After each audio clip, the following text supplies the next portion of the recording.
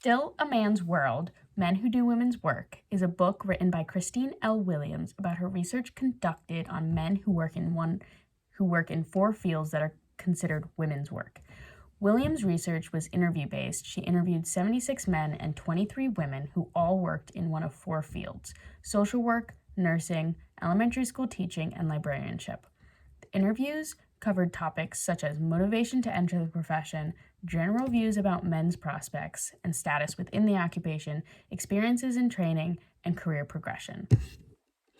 Before Williams gets into talking about her research, she gives context as to why these four professions are considered women's work. Not only does she explain the stereotypes around the jobs, but the historical context as to how these stereotypes came to be and why they still exist today. Starting her book with this context, I think, was very important in the whole book making sense and was a great way to get you ready for the chapters to come. When Williams examined her interviews, she discovered that majority of the men she interviewed still considered themselves a typical man. They still fulfilled a lot of the standard male stereotypes. They didn't view themselves any differently than their male friends who worked more masculine jobs, and some of them didn't even view their careers as feminine careers and didn't think anything of it when they pursued that specific career. Williams talks about how men in women's professions are often treated as tokens for the first time in their life.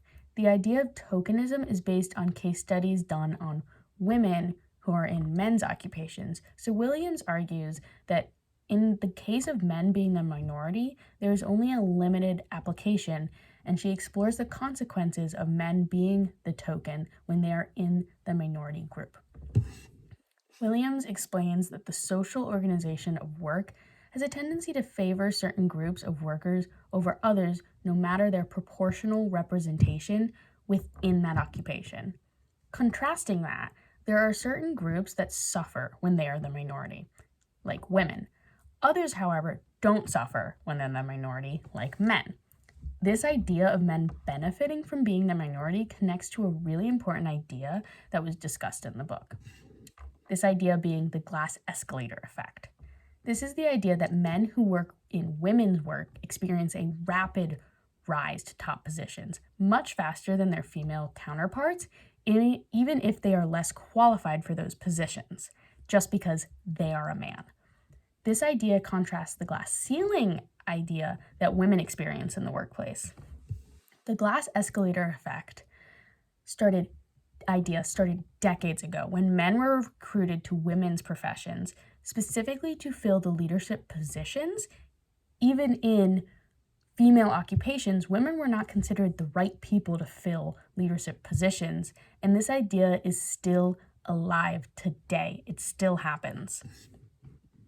Going off of this idea of the glass escalator effect and using the feminist psychoanalytical perspective, Williams concludes that men have an advantage in these professions due to the complex interplay between socially determined ideas workers bring to their jobs and the gendered expectations embedded in organizations.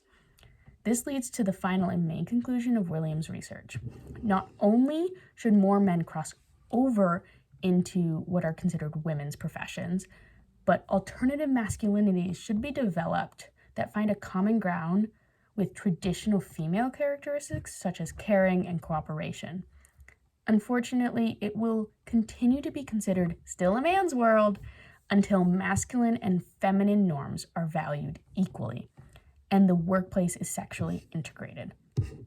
A lot of the characteristics that are considered feminine characteristics are slowly starting to be viewed as just characteristics of a good human, not necessarily masculine or feminine.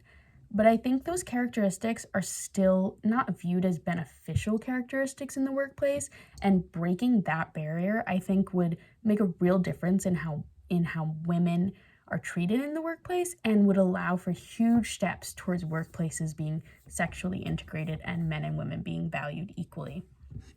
The ideas talked about in this book, I think, start to answer some of the questions around our society still being considered a man's world, but it also brought up a lot more questions.